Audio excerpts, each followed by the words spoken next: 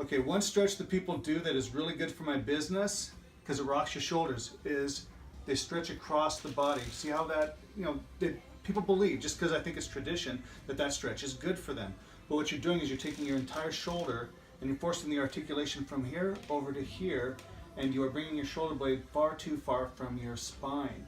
So one thing that Pixie's done here, put your hand onto your shoulder. She fell onto an outstretched hand, and that forced her shoulder blade forward.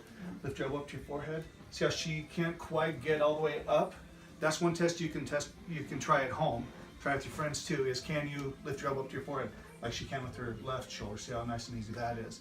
But she fell out onto an outstretched hand. That caused her shoulder blade to lock out too far. So if you don't mind turning around. Yeah. What happens with that stretch is, so if you don't mind stretching across, is the whole shoulder blade, see how far it comes from the spine? That will not stretch out those knots. Don't treat those knots like cramps. Treat them like knots. That's going to create and perpetuate upper back pain if you do that stretch. Okay, you can put it back down now.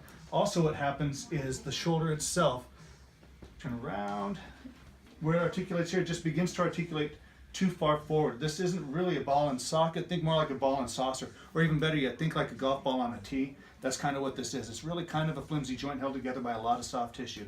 You want it to be back. You want it to be held back. That's where it's going to be more stable, and that's where you're going to gain range of motion, is by keeping your shoulder blades back. I'll give you the exercise next.